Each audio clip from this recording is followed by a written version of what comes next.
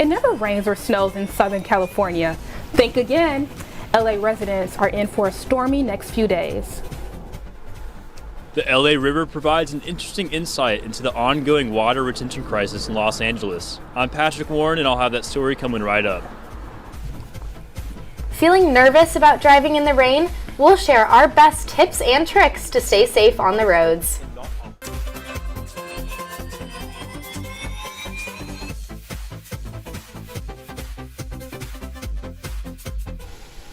What the hail? Take a look at what a wild winter storm brought to the USC campus. A massive winter storm has put Southern California under a blizzard warning for the first time since 1989. Hi, I'm Payton May. And I'm Hannah Joy. Many Southern Californians are not used to this kind of wild winter weather. We see how people are handling these conditions tonight on See It Live. 7 feet of snow is expected in our local mountains. Scattered showers and thunderstorms are affecting portions of the county. Hail hit USC's campus this afternoon, and the full brunt of the storm will hit tomorrow, bringing temperatures into the low 20s. But this is a particularly cold event for the end of February. There's a lot of issues, of course. There's going to be massive amount of snow in the mountains, so there's going to be quite dangerous going through the passes. So, some people in California are not prepared for that. So, obviously the driving issues are substantial. California isn't the only state experiencing extreme weather. Millions of people across dozens of states are dealing with severe cold, snow, and rain. Portland, Oregon is dealing with record-breaking snow. 11 inches fell yesterday. This is the second largest single-day snowfall the city has had since 1943.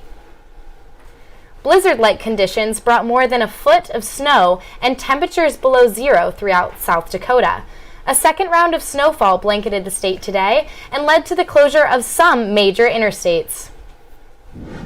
The storm brought snow and wind gusts up to 60 miles per hour to Las Vegas. Icy roads forced transportation officials to shut down Interstate 15 for several hours.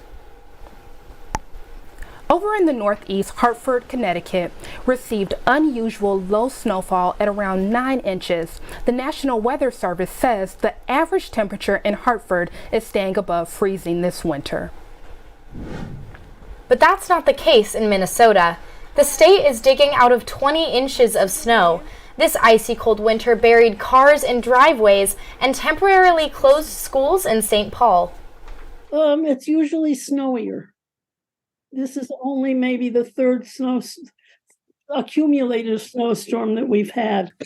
Big dangerous thing that is to happen is that the winds are supposed to get horrific. And then in this snow, a lot of times our snow is really wet and heavy, but right now it's just light and fluffy. And so that will be pretty dangerous for the roads.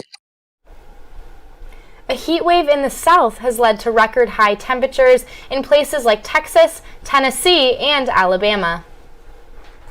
Across the country, more than 800 flights have been delayed today because of the severe storm. Passengers at LAX should be aware of any disruption that may occur, especially on incoming flights. Right now, the FAA reports that most major airports are operating as normal.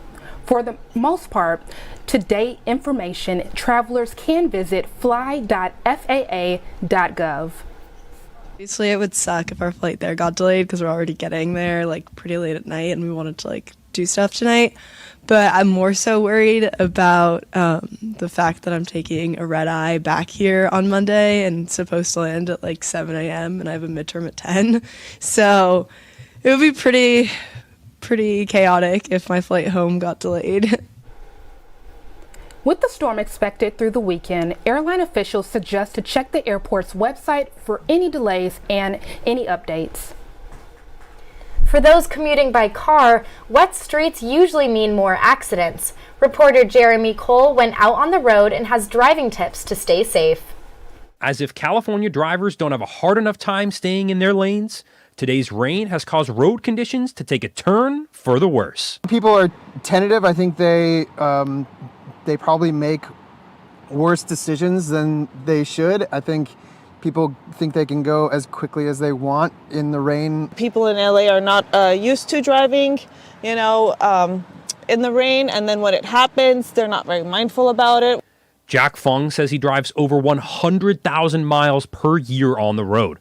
But even journeyman Jack can't stand the rain. The most important thing is the safety. Get off electronics. Today, this morning, I saw a guy playing poker while he was driving. Your car is a weapon. Okay, this is a weapon, and you have to understand how you utilize it. Over at University Tire and Auto Service, rainy days like today are some of the busiest days of the year. Employees recommend being proactive about car maintenance. A lot of times people just hold off until it starts raining. What I recommend is before you hit the road and it's a rainy day, make sure your windshield wipers are working, make sure your lights are working, and make sure your tires are up to par. According to a study by the National Highway Traffic Safety Administration, 46% of weather-related crashes involve rain. Hydroplaning is one of the most common causes of car accidents out on the road when it rains.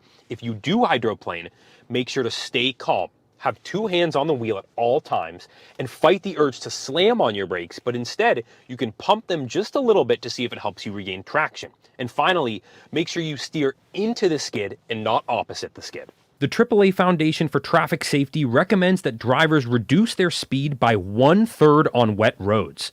So don't be afraid to ease up on the gas. For Annenberg Media, I'm Jeremy Cole.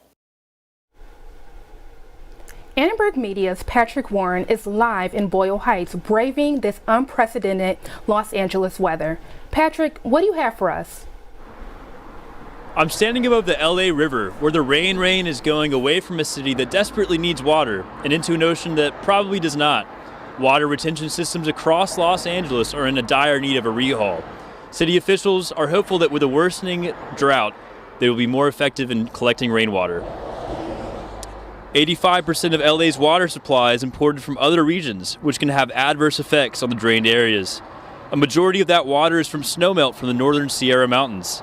With climate change's threat against the future of snowpacks in California, it is more important than ever to invest in systems like underground aquifers, which capture and purify stormwater. Until we have a good snowpack and some runoff that is sufficient to get water levels back to normal, refill the reservoirs, things like that, we won't be back to normal. So you can't just get one good rainstorm or two and say, all right, we're all back to normal. We were using way more water than we're getting in just a few rainstorms. With the city of LA retaining only about 20% of rainwater, there is clearly some more work to be done. An LA Times review showed that only a small portion of funds directed toward water capture efforts have been distributed in the 5 years following their approval. Building smaller and more localized stormwater capture programs will be crucial in battling a drought made ever worse by climate change. As the water flows below my feet and into the Pacific Ocean, officials are hopeful that by the next time the rains come tumbling down, there will be a better stormwater capture program put into place. For Annenberg Media, I'm Patrick Warren. Back to you in the studio. With temperatures expected to drop into the low 40s and 50s, homeless service providers throughout LA County are gearing up for more unhoused people seeking support.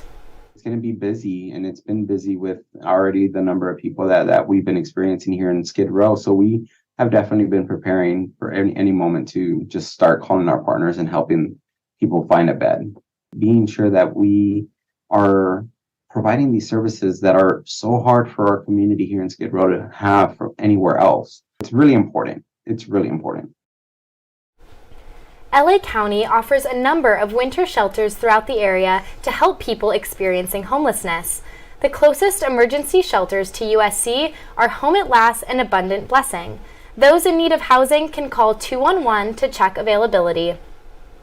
Don't let the brief moments of sunny skies fool you.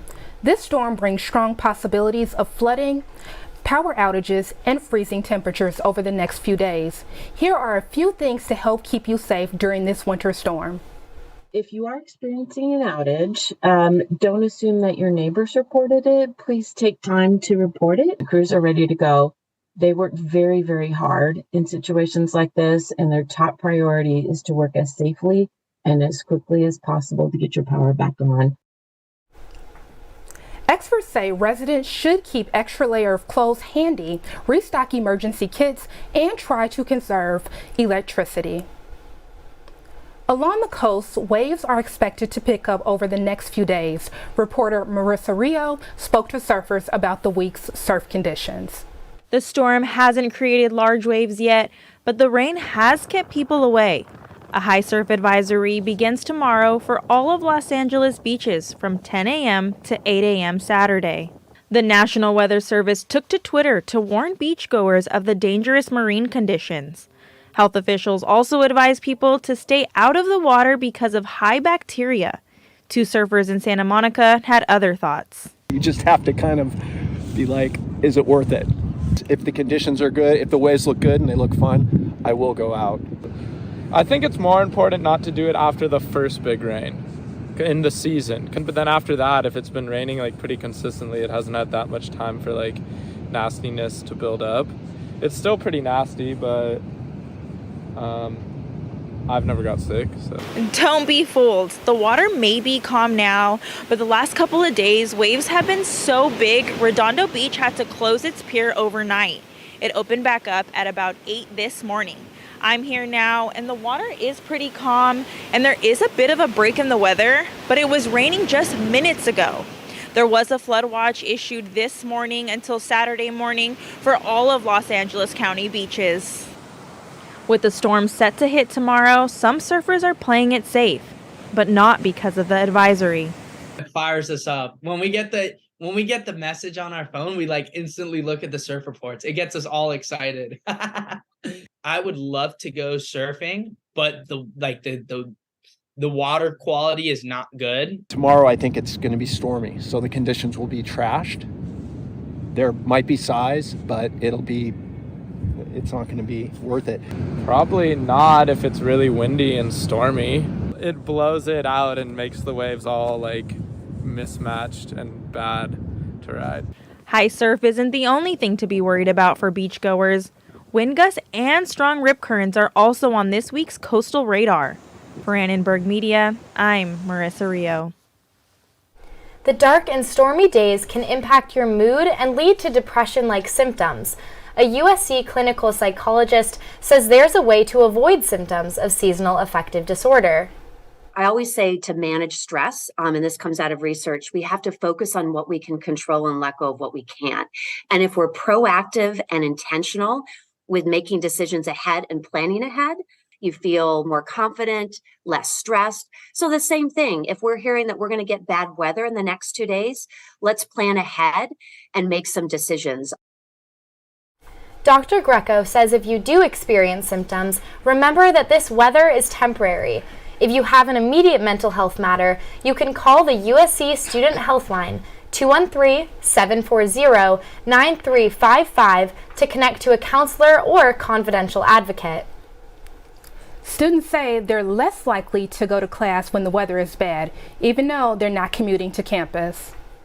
I think there's definitely going to be less people. It's harder to motivate to get up early, especially, and go to class when it's pouring rain. 75% of my class was absent today, so I think that the rain definitely has a huge impact. I mean, honestly, it just depends on like how much the kids like the class and how important attendance is to the class. But I think in terms of just being more accessible for students who are not able to make it to class that day, having online recordings would be nice. So actually, I'm supposed to be in class right now, but I'm not skipping because of the rain. I didn't want to go. You know what, Payton? I would not want to go to class either. I know, me neither, Anna. Well, there's a reason. Bad weather keeps many locals indoors, which means an increased demand for food delivery, longer wait times, and higher prices. Services like Uber Eats can implement surge pricing during increased demand, resulting in higher prices. Bad weather also increases the stress placed on drivers to complete deliveries in a timely manner. Expected that there would be potentially maybe like an extra tip or an extra price hike that would give more money back to the drivers when driving in more dangerous conditions. Say there was increased orders and people were also willing to pay more money. Again, especially if there is snow out. People, they have empathy. They understand that you have to be driving out in that. Be sure to give extra thanks if a DoorDasher or Uber Eats driver is bringing your food in this weather. I don't know about you, Hannah, but I am absolutely planning on ordering in tomorrow. What about yourself? Oh, most definitely. I might just order Chipotle. Oh, personal favorite. I was thinking Northern Cafe. Have you had it on Fig? No, I haven't. Amazing. I might have to try it. It's definitely worth it. You absolutely should. Well, thanks for watching See It Live. From everyone at Annenberg Media, I'm Payton May. And I'm Hannah Joy. For more coverage, watch and subscribe to our YouTube channel at youtube.com/Annenberg Media. Have a good night and be safe.